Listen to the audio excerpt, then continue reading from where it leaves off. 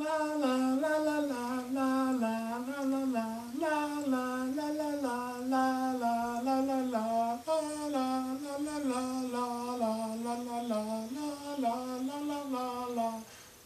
Special Place. Hi, and welcome to Tom's Special Place. I'm Tom. I'm going to be reading books and reviewing them so you don't have to. I'm thinking of you. Today, we'll be reading one of my favorite books. There's a Wocket in My Pocket by Dr. Seuss. Let's start.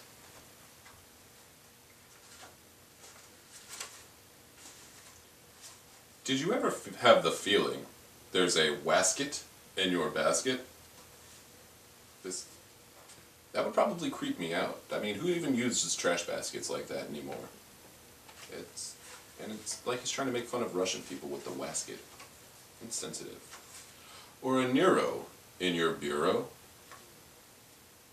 Or a was-it in your closet.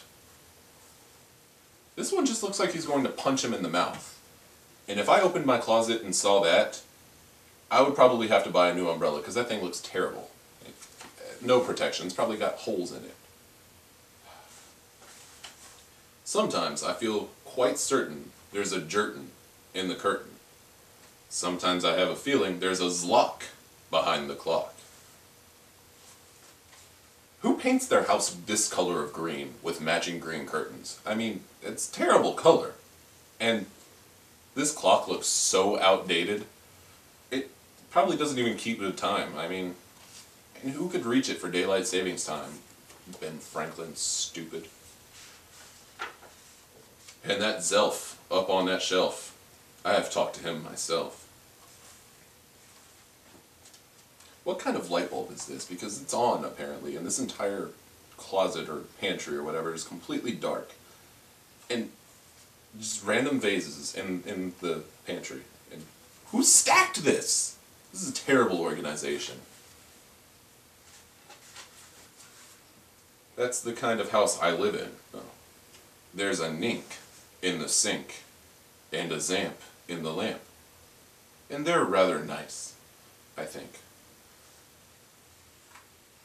Once again, you see the poor organizational skills of this boy and his family, wherever they may be, because who stacks dishes like this? This is breakable dishes, and they're probably just going to fall over. And this lamp provides light for one circle of area. That's terrible. Maybe if this little creature wasn't in there, it'd be a better lamp. Maybe they should just buy a new one. Some of them are very friendly, like the yacht in the pot, but that yottle in the bottle. Some are friendly. Some are not. I would never cook with this again. That is probably contaminated with all kinds of inhuman germs and illnesses, and he's just couldn't be happier. He's just throwing a pot. And I probably wouldn't be too worried about this. I'd probably put just like a little cork or a stopper on top of that bottle, and it would probably die. It wouldn't be a problem anymore. Just don't leave liquid in it, or a straw. I like the Zabel on the table. And the Gare under the chair. But that Bofa on the sofa, well, I wish he wasn't there. Now he seems perfectly happy with this creature just knocking dishes off of the table, stealing his food. And who has a single hot dog for a meal? Like one, just not even on a bun. You just get a 3-pronged fork. Where are his parents? He has a problem with this. This guy is just sitting there, not hurting anybody. Just reading a book, eating some candy. You have a problem with that?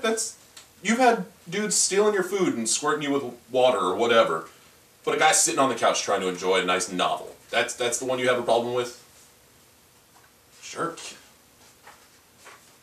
All those nutbirds in the cupboards, they're good fun to have about. But that noothbrush on my toothbrush, him I could do without. Where are the dishes? What is the point of this? Just to house animals? PETA would probably have a field day with this because this is just terrible living conditions for this many tiny animals.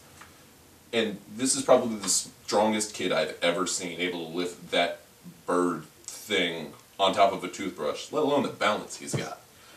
Probably would never brush my teeth with that again. The only one I'm really scared of is that bug under the rug. Who tiptoes around their house with the lights off? It's your own house. If it's been there forever, it's probably not going to eat you. It's under a rug. It doesn't know you're there. Turn on a light. You're going to knock stuff over. It's dangerous. This kid has no sense. And that chimney in the chimney, I don't like him. Not at all.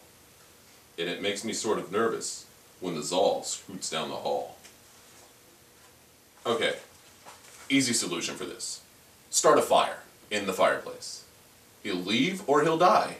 In which case, you've got dinner. Because, I mean, one hot dog, you're still hungry. That's a growing boy.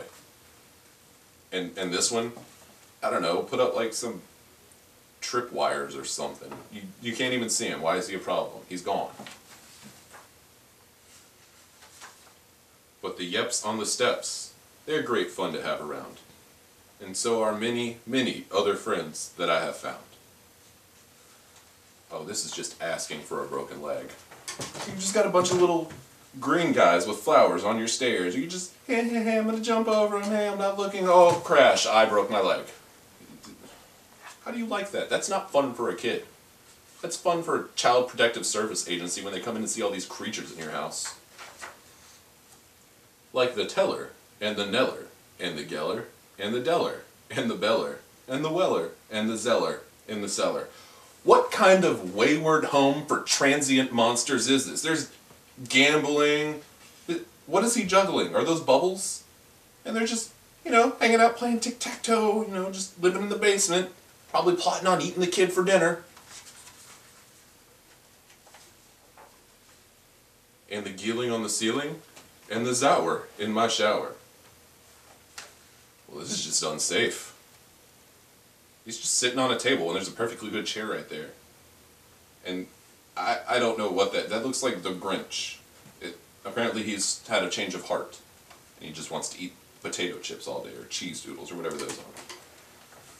And what kind of monster showers? He's probably in there all day just singing, using up all the hot water, running the hot water bill through the roof.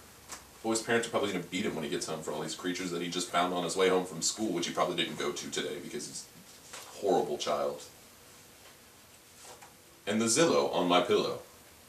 I don't care if you believe it. That's the kind of house I live in. And I hope we never leave it. This is my biggest problem with this. Because you look at the beard on this guy. This creature is obviously incredibly old, and he's in bed with a child. Like, why do you have so many monsters in your house? Why are they in your bed with you? That's the moral of the story. If you have a house full of monsters, it may seem fun with all the gambling and the sleeping with you and the stealing your food, I guess, and sitting on your steps causing accidents, but it's not. Because you know what happens? They use your phone, and then they ring up high, long-distance charges, and you can never pay that off, and then your parents come home and beat you. That's a terrible idea, Dr. Seuss. Why would you tell that to children? That's asking for, Child Protective Services to come in, and then the monsters are probably going to attack them and maul them, and then you're going to have the police involved and the National Guard to kill all these monsters that are living in your cellar. And you could have just solved this by telling your son, look, if you're on your way home and you see a monster, don't invite him home to live in a place that rhymes with his name, because it's just going to end badly, and I don't want to pay that phone bill. This has been the first of Tom's Special Place. Join us again next time when we read Green Eggs and Ham.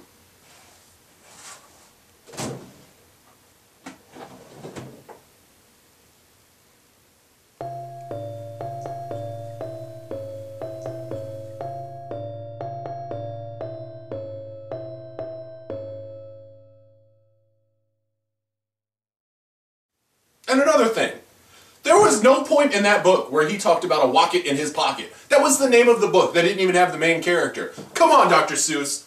If you're going to advertise a Wocket, I want to see it. I want that Wocket in that boy's pocket. Don't you leave me hanging like that. I will find you.